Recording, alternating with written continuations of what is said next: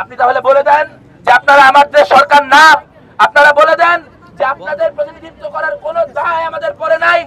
আমরা শুধুমাত্র সেই গোষ্ঠীর দায় পালন করব যারা মত করতে পারে, যারা ভাঙচুর করতে পারে।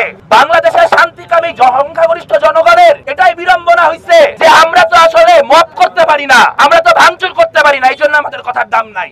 আজ বাংলাদেশের মানুষকে ঐক্যবদ্ধ হতে হবে।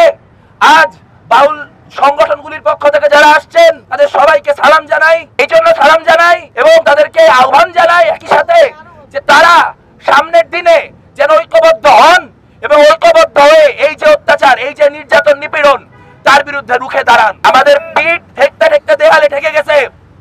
বাংলাদেশের প্রান্তিক মানুষের এখন রুখে দাঁড়ানো ছাড়া আর কোনো গতি নাই। যে কোনো মূল্যে নিঃশর্তে আবুল সরকারকে মুক্ত করতে হবে।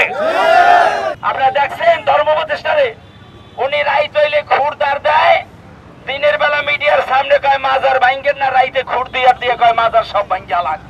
এইটা পায়তান আমরা জানি। এই রাষ্ট্র বর্তমানে পাকিস্তানের দখলে, এটা ৭১ বিরোধিতা রাষ্ট্র চলতেছে বর্তমানে। এটা সুফিবাদের দেশ, এটা বাউল প্রেমিকদের দেশ। সুফিবাদ বাউল প্রেমিক যদি একবার খাবে পিঠের চামড়া একটাও থাকবে না, কথা বলে ঠিক কিনা?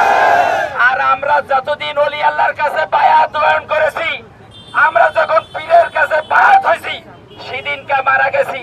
এইটা মৃত্যুর ভয় দেখাই আমাদের কোনো লাভ, এইটা হুমকি তুমকি দেখাই কোনো লাভ, এইটা বালের ভয় আমরা পাই না। যেদিন কাতে বাঙালি সাহেবের নিয়ে আন্দোলনে নামছি, ওদিনকে বাল ওই মৃত্যুর ভয় করে মৃত্যুর গলার মালা নিয়ে আমরা আন্দোলনে আসছি, কথা বলে ঠিক কিনা? আবুল সরকারের যদি মুক্তি না দেওয়া হয়, ওই ডিসি অফিস মানিকগঞ্জে ঘেরাও করা হবে, কথা বলে ঠিক কিনা?